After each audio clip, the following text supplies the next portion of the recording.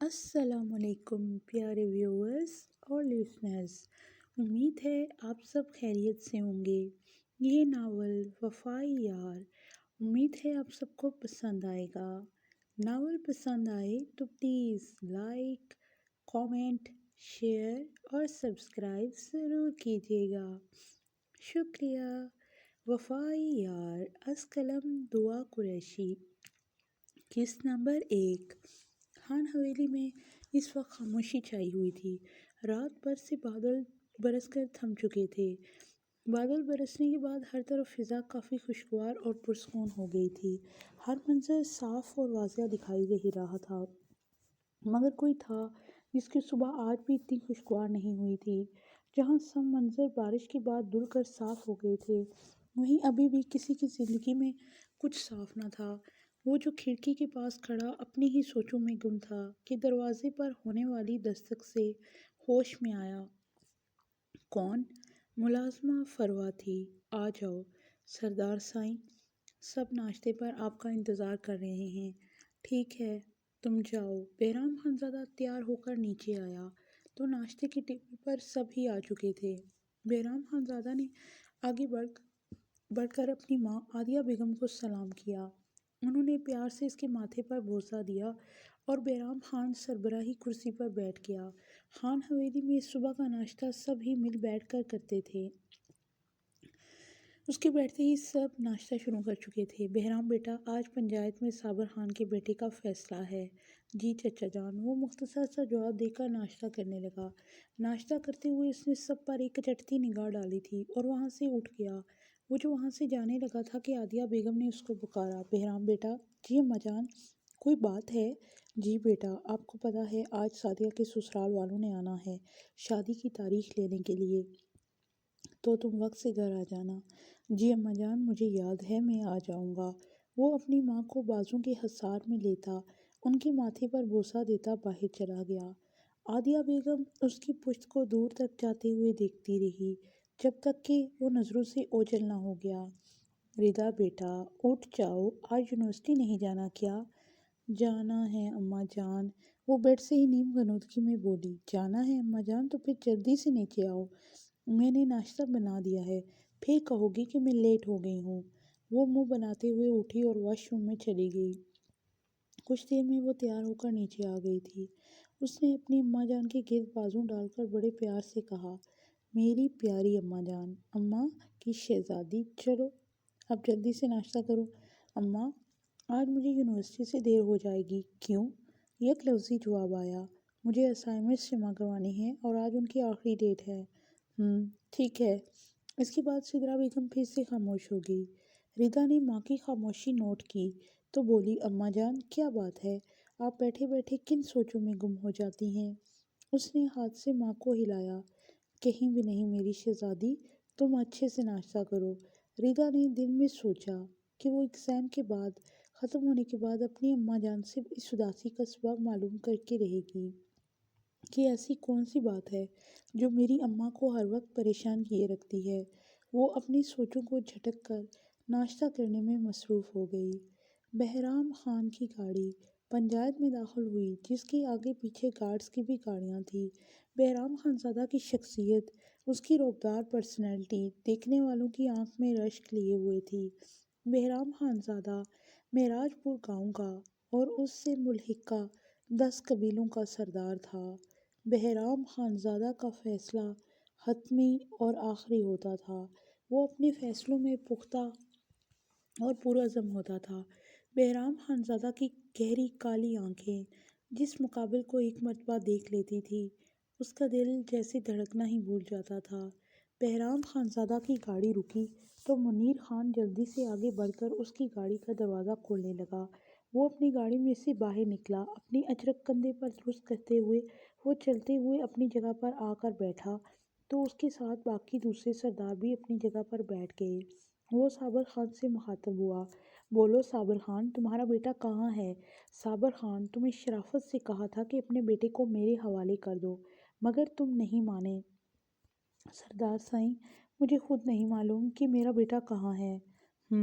ٹھیک ہے، تمہیں نہیں معلوم کہ تمہارا بیٹا کہاں ہے، مگر ہمیں تو معلوم ہے۔ صابر خان کے ماتھے پر پسینے کے ننھے ننھے قطرے نمودار ہوئے۔ وہ جو ابھی کچھ دیر پہلے تک اطمینان میں تھا کہ اس کا بیٹا محفوظ ہے، بہرام خان کے یوں کہنے پر صابر خان کے چہرے سے گھبراہٹ کے آثار واضح معلوم ہوئے تھے۔ منیر خان، جی سردار سائیں، لے کر آؤ شہروز کو۔ سردار بہرام کے کہنے پر پنچایت میں بیٹھے باقی تمام بڑوں کے چہرے پر بھی مسکراہٹ آئی۔ وہ جانتے تھے کہ صابر خان جہاں مرضی اپنے بیٹے کو چھپا لے، بہرام خانزادہ اسے سامنے لے کر ہی آئے گا۔ منیر شہروز کو لے کر سامنے آیا تو صابر خان کو یقین ہو گیا تھا کہ آج اس کے بیٹے کو کوئی نہیں بچا سکتا۔ دیکھو صابر خان، تمہارے بیٹے نے رشیدہ خانم سے اس کا واحد سہارا چھینا ہے۔ میں اماں رشیدہ کو پورا اختیار دیتا ہوں کہ وہ تمہارے بارے میں جو بھی فیصلہ کریں، ورنہ میرے فیصلے کے بارے میں تو تمہیں اچھی طرح سے معلوم ہے۔ اور صابر خان، تم یہ بھی جانتے ہو کہ شہروز خان تمہارا بھی واحد سہارا ہے۔ جی سردار سائیں۔ صابر خان اماں رشیدہ کے پاؤں میں گر گیا۔ رشیدہ، میرے بیٹے سے غلطی ہو گئی ہے۔ غلطی نہیں، گناہ کہو، بہرام خانزادہ غصے سے بولا۔ ہاں سردار سائیں، میرے بیٹے سے گناہ ہو گیا ہے، گناہ ہو گیا ہے میرے بیٹے سے۔ اماں رشیدہ جو نرم دل کی خاتون تھی، ٹھیک ہے سردار سائیں، میں اپنے بیٹے کا خون اسے معاف کرتی ہوں، مگر کیا رشیدہ؟ صابر خان جلدی سے بولا۔ سردار سائیں، یہ اب سے اس گاؤں میں نہیں رہے گا۔ اس کی تمام زمین جائیداد میری بیٹی کے نام کی جائے گی اور یہ اس گاؤں سے ملحقہ تمام 10 گاؤں میں نہیں رہ سکے گا۔ صابر خان اماں رشیدہ کی بات سن کر بھونچا کر رہ گیا تھا۔ اسے کچھ وقت لگا تھا یہ سب ہضم کرنے میں، لیکن اب وہ پرسکون ہو گیا تھا۔ ٹھیک ہے سردار سائیں، مجھے اماں رشیدہ کی بات منظور ہے۔ بہرام خانزادہ نے اماں رشیدہ کی طرف دیکھا جو اب مطمئن تھی۔ منیر خان، یہ تمام کام آج کے آج ہی ہو جانا چاہیے۔ بہرام خانزادہ یہ فیصلہ کرتے ہی وہاں سے اٹھ گیا تھا اور باقی سردار بھی اس کی تقلید میں وہاں سے اٹھ گئے تھے۔ ردا یونیورسٹی آئی تو روز کی طرح ندا اس کا یونیورسٹی کے گیٹ پر ہی انتظار کر رہی تھی۔ ردا کو دیکھ کر ندا بھاگتی ہوئی اس کے پاس آئی۔ کیا یار، ہر روز میں تیرا یہاں انتظار کرتی ہوں اور تم روز کی طرح آج بھی 10 منٹ لیٹ ہو۔ تمہیں تو معلوم ہے کہ تمہارے بنا مجھے یہ یونیورسٹی کاٹ کھانے کو دوڑتی ہے۔ اچھا بس ہو گیا ہو تمہارا تو چلو۔ ردا نے سدا کا اپنا لہجہ اپناتے ہوئے کہا۔ ہاں، تمہاری وجہ سے ہی روز کلاس میں لیٹ پہنچتے ہیں۔ وہ اس کے ساتھ چلتے ہوئے مسلسل بولے جا رہی تھی۔ سچ میں مجھے کوئی بڑی ہی بے مروت دوست ملی ہے، پر کیا کروں، جیسی بھی ہے میری دوست ہے، گزارا تو کرنا ہی ہوگا۔ اور دیکھو میرا یہ جو دل ہے نا، اس بے مروت دوست پر ہی دوستی کرنے پر مصر رہتا ہے۔ کیا ندا یار، تمہارا صبح ہر روز ہی کہہ کر تمہارا دل نہیں بھرتا؟ میری جان، کیونکہ سب مجھ سے دوستی کرنا چاہتے ہیں اور میرا دل تم سے دوستی کرنا چاہتا ہے۔ اچھا اب بس، ورنہ میں نے ناراض ہو جانا ہے۔ ردا کا یہ لہجہ دیکھتے ہوئے فوراً سے اس کے باتوں کا رخ تب بدل دیا تھا اور اب وہ باتیں کرتے ہوئے اپنی کلاس میں پہنچ چکی تھی۔ سردار بہرام خان حویلی پہنچا تو اسے مردان خانے سے آوازیں آ رہی تھی۔ وہ جو حویلی کے اندر جانے کا ارادہ رکھتا تھا، مردان خانے سے آتی آوازوں کو سن کر اپنا رخ حویلی کے بجائے مردان خانے کی طرف کر گیا۔ وہ اندر داخل ہوا تو سامنے اسفند خانزادہ کو دیکھ کر اس کے ماتھے پر بل پڑے تھے، مگر پھر بھی وہ اپنی ماں کی وجہ سے خاموش ہو گیا تھا۔ وہ اس شخص سے نفرت کرتا تھا۔ اسفند خانزادہ نے اسے دیکھا تو آگے ملنے کے لیے بڑھے، مگر بہرام خان نے انہیں ہاتھ کے اشارے سے وہیں روک دیا۔ اسفند خانزادہ بہرام کی اس حرکت کی وجہ سے پہلو بدل کر رہ گئے۔ وہ سامنے صوفے پر بیٹھا تو اسفند خانزادہ نے بھی بات شروع کی۔ ہم یہاں پر تاریخ لینے کے لیے آئے ہیں۔ بنا کسی لگی لپٹی کے اسفند خانزادہ نے بھی اپنی بات کہی۔ ٹھیک ہے، 2 ہفتوں کے بعد آپ بارات لے آئیے گا۔ بہرام خانزادہ نے ایک سخت نگاہ ڈال کر وہاں سے نکل گیا اور پیچھے اسفند خانزادہ دل محسوس کر کے رہ گئے۔ نہ جانے وہ کون سا دن ہوگا جب بہرام خانزادہ ہمیں گلے لگائے گا، وہ دکھی دل کے ساتھ بول رہے تھے۔ عدیل خانزادہ یہ دیکھ کر ان کے قریب آئے۔ اسفند خان، حوصلہ کرو، وہ دن بہت جلد آئے گا جب بہرام خان تم پر دوبارہ اعتبار کرے گا۔ تم چھوڑو ان سب باتوں کو، تم بارات لانے کی تیاری کرو۔ وہ اس کی بات پر مسکرا دیے تھے۔ بہرام خانزادہ حویلی میں داخل ہوا تو اس نے آگے پیچھے نظریں دوڑائی تو اسے اپنی اماں جان کہیں نظر نہیں آئی۔ تو اپنے پاس سے گزرتی ہوئی فروا سے اماں جان کے متعلق پوچھا تو اس نے بتایا کہ وہ اپنے کمرے میں ہیں۔ بہرام خانزادہ اپنی اماں جان کے کمرے میں دستک دے کر داخل ہوا تو سامنے اماں جان جائے نماز طے کر کے رکھ رہی تھی۔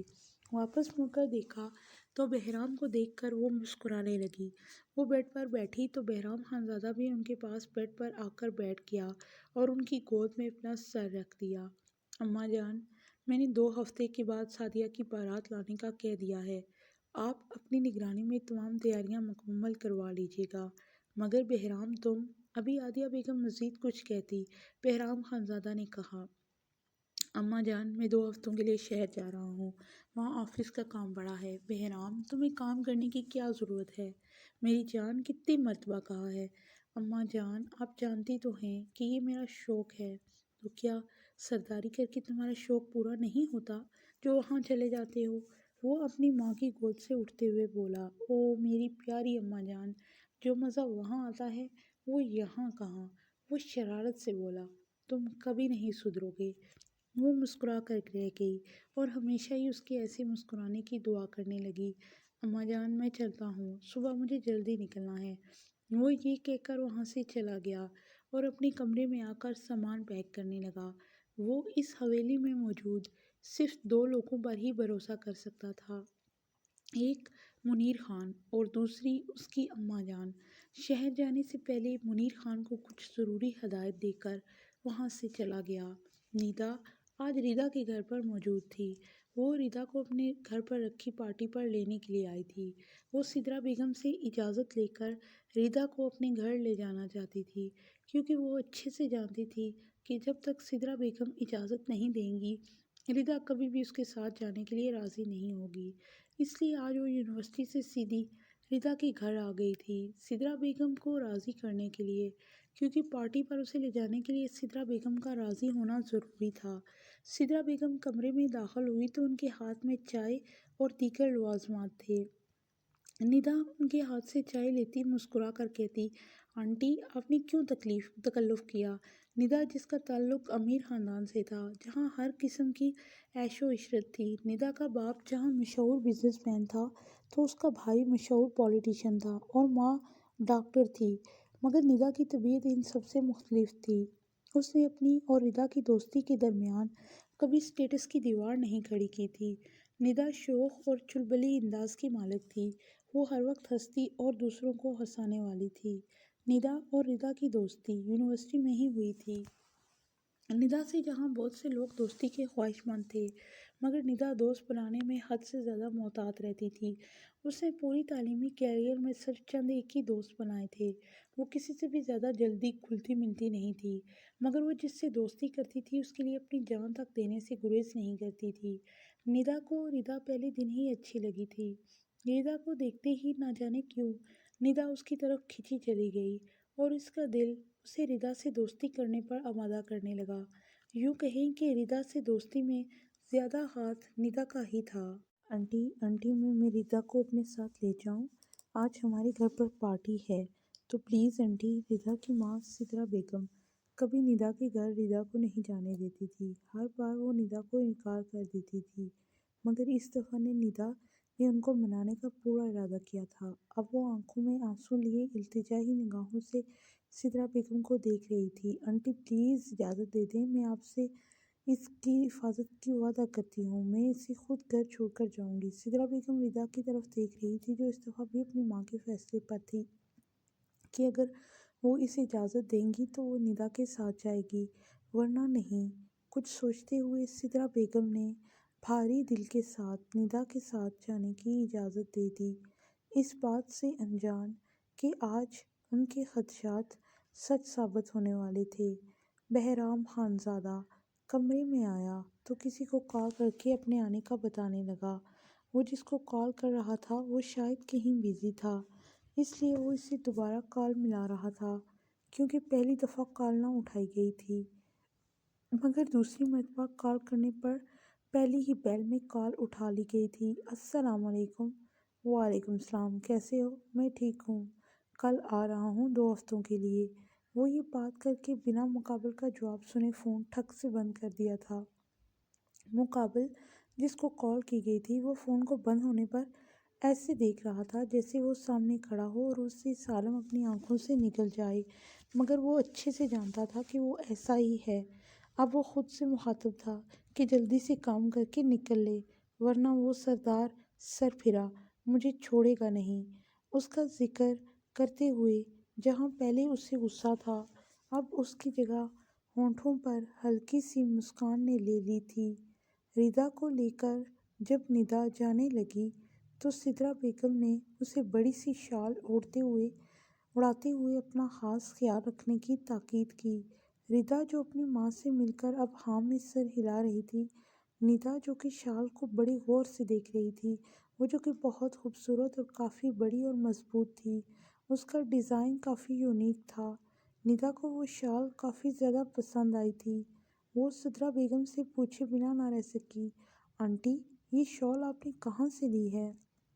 ندا کے پوچھنے پر جواب سدرا بیگم کی بجائے ردا نے دیا تھا، یہ شال میرے بابا کی ہے۔ اوہ واو، یہ بہت خوبصورت ہے۔ وہ یوں ہی باتیں کرتے ہوئے گاڑی میں بیٹھ کر ندا کے گھر کی طرف روانہ ہو گئی۔ بہرام خانزادہ شہر میں اپنے بنگلے پر موجود تھا۔ اسے معلوم تھا کہ آج خان مینشن میں پارٹی ہے اور وہ بھی اس میں انوائٹ ہے۔ بہرام خانزادہ اور فرحان خان دونوں بہت اچھے دوست تھے۔ وہ اسی پارٹی میں شامل ہونا آیا تھا۔ فرحان خان جو الیکشن جیتنے کی خوشی میں گھر میں پارٹی دے رہا تھا، جس میں ہر طرح کے لوگ انوائٹ تھے اور پارٹی کافی بڑے پیمانے پر رکھی گئی تھی، مگر فرحان خان کی نگاہیں بار بار دروازے کی طرف جا رہی تھی کیونکہ ابھی تک وہ نہیں آیا تھا جس کے لیے وہ بے چین تھا۔ اس کی یہ بے چینی کسی اور نے نوٹ کی ہو یا نہ کی ہو، لیکن وجاہت خان سے پوشیدہ نہ تھی۔ وہ اپنی سوچوں میں گم تھا جب اسے اپنے کندھے پر کسی کے ہاتھ کا لمس محسوس ہوا۔ اس نے پیچھے مڑ کر دیکھا، بابا آپ؟ ہاں برخوردار، کیا بات ہے؟ بابا کچھ نہیں، تم اس کا انتظار کر رہے ہو؟ وجاہت خان کے چہرے پر ہلکی سی مسکراہٹ تھی۔ جی بابا، اس نے کہا تھا کہ وہ آئے گا۔ بابا آپ جانتے ہیں نا، میں پچھلے کافی سالوں سے کوشش کر رہا ہوں کہ وہ یہاں پر آئے، مگر وہ ہر بار آنے سے منع کرتا ہے، مگر آج وہ خود کہہ رہا ہے کہ وہ آئے گا۔ بیٹا اگر اس نے خود آنے کا کہا ہے تو تم تسلی رکھو، وہ ضرور آئے گا۔ اتنے میں کارز کی گاڑیاں خان مینشن کے اندر داخل ہوئی، جن کو دیکھ کر فرحان خان کے چہرے پر مسکراہٹ آئی۔ اس کے ساتھ ساتھ یہ مسکراہٹ وجاہت خان کے چہرے پر بھی تھی۔ بابا وہ آ گیا، وہ جلدی سے گیٹ کی طرف جاتے ہوئے بولا۔ وجاہت خان اپنے بیٹے کی جلد بازی پر مسکرا دیے۔ وہ اپنی گاڑی سے قدم باہر رکھنے ہی لگا تھا کہ فرحان خان نے اس کی گاڑی کا دروازہ کھولا۔ وہ جو گاڑی سے باہر نکلا تو اس کی کالی آنکھوں میں چمک تر آئی اور وہ خوشی سے فرحان خان کے گلے لگ گیا۔ فرحان خان کے بے چین دل کو جیسے سکون ملا تھا۔ جہاں فرحان خان کے دل کو سکون ملا تھا، وہیں بہرام خانزادہ کے دل میں بھی سکون اترا تھا۔ وہ اس کی جان تھا، مگر کچھ مجبوریوں کی وجہ سے وہ اس سے دور رہتا تھا۔ اتنے میں وجاہت خان بھی اس کے قریب آ چکے تھے۔ وہ بھی آگے بڑھ کر اس کے گلے ملے۔ کیسے ہیں آپ تایا سردار؟ وہ اس کے تایا سردار کہنے پر مسکرا دیے۔ میں ٹھیک ہوں، تم سناؤ کیسے ہو؟ گاؤں میں سب کیسے ہیں؟ سب ٹھیک ہیں؟ بھابھی کیسی ہیں؟ وہ بھی ٹھیک ہیں؟ سب اپنے ساتھ لگاتے ہوئے اسے پوچھ رہے تھے۔ صبر صبر تایا سردار، آپ تو ایک ہی سانس میں سب کا پوچھنے لگے۔ اتنی بے قراری ہے تو آپ خود حویلی کیوں نہیں آ جاتے؟ وہ جانتا تھا کہ یہ بات ان کے زخموں کو پھر سے ہرا کر دے گی۔ وہ مسکراتے ہوئے سر نفی میں ہلا کر اسے لیے اب اندر چلے گئے تھے۔ کوئی بھی نہیں جانتا تھا کہ آخر اتنے سالوں کے بعد اس نے یہاں اس طرح سے اچانک آنے کے پیچھے مقصد کیا تھا، مگر وہ تہیہ کر کے آیا تھا کہ وہ اس حویلی کی رونقیں لوٹائے گا۔ اسے اپنی ماں کے چہرے کی خوشیاں دیکھنی تھی۔ وہ جب ہال میں انٹر ہوا تو کافی ساری لوگوں کی نظریں اس پر اٹھی تھی۔ وہ سب اسے یہاں دیکھ کر حیران ہوئے تھے، کیونکہ بہرام خانزادہ کسی بھی پارٹی میں نہیں جاتا تھا۔ بہت سی رشک بھری نگاہیں اس کی طرف اٹھی تھی۔ اس کی نگاہیں داد دیتی نظروں سے فرحان خان کو دیکھ رہی تھی، جو اب دوسرے مہمانوں سے مل رہا تھا۔ وہ ان کو اب جلد سے جلد فارغ کر کے اس کے پاس واپس جانا چاہتا تھا۔ آخر اتنے سالوں کے بعد وہ خان مینشن آیا تھا۔ وہ خود بھی اب سب سے مل رہا تھا۔ وہ آنکھوں ہی آنکھوں میں وجاہت خان اور فرحان خان کو مطمئن کر چکا تھا کہ وہ اب اتنی جلدی واپس نہیں جانے والا، اس لیے وہ جلد بازی کا مظاہرہ نہ کرے۔ فرحان خان نے اس کے لیے گیسٹ روم سیٹ کروا دیا تھا۔ پہلے وہ جب بھی آتا تھا تو فرحان خان کے روم میں ہی رکتا تھا، مگر اب اس نے احتیاط کے پیش نظر اس کے لیے گیسٹ روم بھی سیٹ کروا دیا تھا۔ اس کا موڈ کب کس بات پر بگڑ جائے پتہ ہی نہیں چلتا تھا۔ ردا اور ندا کی گاڑی اب ندا کے گھر خان مینشن میں پہنچ چکی تھی۔ بے شک ندا کے گھر والے کافی براڈ مائنڈڈ تھے، لیکن کچھ اصول اس کے گھر میں آج بھی اتنے ہی سخت تھے جتنے پہلے تھے۔ ڈرائیور نے گھر کی پچھلی سائڈ سے گاڑی اندر داخل کی تھی کیونکہ سامنے والی طرف آج پارٹی تھی اور وجاہت خان کو سخت ناپسند تھا کہ ان کے گھر کی خواتین پر باہر کے مردوں کی نظر پڑے۔ اسے یہ بات ندا بہت اچھے طریقے سے جانتی تھی۔ بے شک گھر میں پارٹی تھی، مگر خواتین والی سائڈ پہ مکمل پردہ تھا، اس طرف کسی بھی غیر مرد کا داخلہ نہیں ہو سکتا تھا۔ اس لیے وہ ردا کے ساتھ مطمئن سی گھر کی پچھلی طرف سے اندر داخل ہوئی۔ ندا ردا کو لے کر اپنے روم کی طرف چل پڑی۔ اس کے بعد اس کا ارادہ ردا کو اپنا گھر دکھانے کا تھا۔ ردا جو ندا کا گھر دیکھ کر کافی گھبرا رہی تھی کیونکہ اس کا گھر کسی محل سے کم نہ تھا۔ ردا جو آج پہلی بار ندا کے گھر آئی تھی، وہ یہ سوچ رہی تھی کہ اتنا سب موجود ہونے، عیش و عشرت میسر ہونے پر بھی اس لڑکی میں غرور و تکبر کی ایک جھلک بھی دیکھنے سے نہیں ملتی تھی۔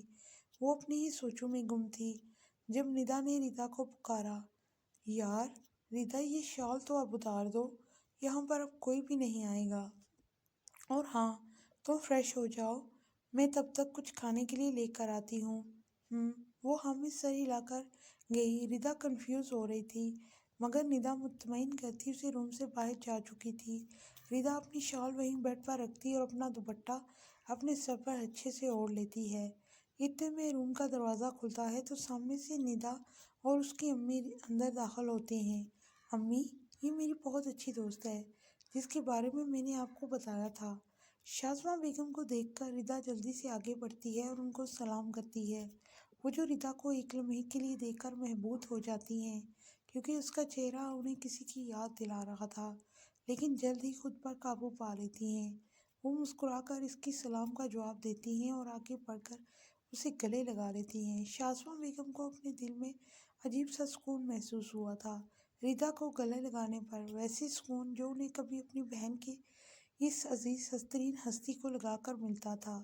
انہیں ایسا لگا کہ جیسے انہیں کسی نے گرم دھوپ سے نکال کر ٹھنڈی چھاؤں میں لے آیا ہو۔ بے اختیار ان کی آنکھوں سے آنسو بہہ نکلے جس سے وہ اس کے دیکھنے سے پہلے جلدی سے صاف کر گئی اور پھر تھوڑی دیر وہاں بیٹھنے کے بعد وہاں سے چلی گئی کیونکہ ملازمہ نے انہیں بتانے آئی تھی کہ نیچے وجاہت خان انہیں بلا رہے ہیں۔ ٹھیک ہے تم جاؤ، میں آتی ہوں، اور ساتھ ہی میں ملازمہ کے ہاتھ تم لوگوں کے لیے کچھ کھانے کو بھجواتی ہوں۔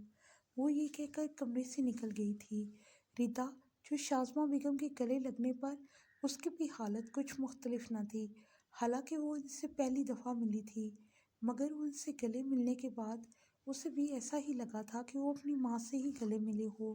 شازمہ بیگم ندا کے کمرے سے نکل کر اپنے روم کی طرف جا رہی تھی کہ وجاہت کی آواز پر ان کے قدم رکے جو سیڑھیوں سے نیچے کھڑے ہو کر اب انہیں پکار رہے تھے۔ شازمہ بیگم جلدی سے نیچے آئی تو وجاہت خان ہلکا سا مسکرائے، آہستہ خان بیگم، اتنی بھی کوئی جلدی نہیں ہے۔ وہ شازمہ بیگم کی جلد بازی پر مسکرا دیے، کہاں ہے وہ؟ شازمہ بیگم نے پاس آتے ہی سوال کیا، وہ آیا نہیں کیا؟ وجاہت خان اب شازمہ بیگم کی بے تابی دیکھ کر ایک مرتبہ پھر مسکرائے، کچھ دیر پہلے فرحان خان کی بے تابی بھی ایسی ہی تھی۔ بتائیں نا وجاہت، آپ خاموش کیوں ہیں؟ کیا وہ اس مرتبہ پھر نہیں آیا؟ ان کے لہجے میں اب نمی گھلنے لگی تھی۔ وہ شازمہ بیگم کو سینے سے لگاتے ہوئے بولے، وہ آ گیا ہے۔ وجاہت، آپ سچ کہہ رہے ہیں؟ شازمہ بیگم اب بے یقینی کی حالت میں وجاہت خان کو دیکھ رہی تھی۔ ہاں میری بیگم، میں بالکل سچ کہہ رہا ہوں، تھوڑی دیر تک وہ ادھر ہی آ جائے گا۔ وہ رہے گا ادھر؟ انہوں نے اگلا سوال کیا۔ انہوں نے سر ہاں میں ہلایا۔ تو ٹھیک ہے، میں اس کے لیے فرحان خان کا کمرہ دیکھ لوں کہ ٹھیک ہے یا نہیں، اور ہاں، آپ اس کی من پسند ڈش بھی بنوا لیجیے گا، وہ پارٹی کا کھانا بالکل نہیں کھائے گا۔ وجاہت، جنہوں نے شازمہ بیگم کو اپنے سینے میں بھینچ رکھا تھا اور ان کے گرد اپنے مضبوط بازو کا حصار باندھا ہوا تھا۔ وجاہت، چھوڑیں گے تو میں جاؤں گی نا؟ وہ مسکراتے ہوئے بولی۔ بیگم، دل تو نہیں کر رہا کہ آپ کو چھوڑ دوں، مگر کیا کروں، مجبوری ہے، وہ جو آ گیا ہے، اب ہم آپ کو کہاں نظر آئیں گے؟ وہ مسکراتے ہوئے نے اپنے حصار سے آزاد کر گئے تھے۔ وہ تھوڑی فاصلے پر کھڑی ہوتی ہوئی بولی، مجھے معلوم ہے وہ باہر کا کھانا پسند نہیں کرتا، تو ٹھیک ہے، میں تھوڑی دیر میں اسے لے کر آتا ہوں آپ سے ملوانے، آپ میری شہزادی کو بھی بتا دیجیے گا۔ جی اچھا۔ وہ مسکراتے ہوئے وہاں سے چلے گئے۔ وہ جب باہر آئے تو کافی تعداد میں مہمان وہاں سے جا چکے تھے۔ وہ فرحان خان کے پاس آئے تو اس کے چہرے پر آج انہیں الگ ہی خوشی دکھائی دے رہی تھی۔ انہوں نے اپنے بیٹے کے چہرے پر خوشی دیکھی تو ہمیشہ اس کی خوشیوں کو ایسے ہی رہنے کی دعا دی۔ بابا جان، فرحان مسکرا کر اپنے باپ کے گلے لگا تھا۔ کیا بات ہے بیٹا، آج آپ کو باپ پر بڑا پیار آ رہا ہے؟ جی بابا جان، وہ تو مجھے ہمیشہ ہی آتا ہے، وہ شرارتی انداز میں بولا۔ وجاہت خان کا آج اپنے بیٹے کا یہ روپ اتنے عرصے بعد دیکھ کر ان کی آنکھیں نم ہو گئی تھیں۔ ان کی آنکھوں کی نمی فرحان خان سے چھپی نہ رہ سکی۔ اوہو بابا جان، اب وہ آ گیا ہے، اب سب ٹھیک ہو جائے گا، اللہ کرے بیٹا ایسا ہی ہو، مگر وہ ہے کدھر، کہاں چلا گیا ہے بابا جان؟ وہ اندر آپ کی جان، آپ کی خان بیگم سے مل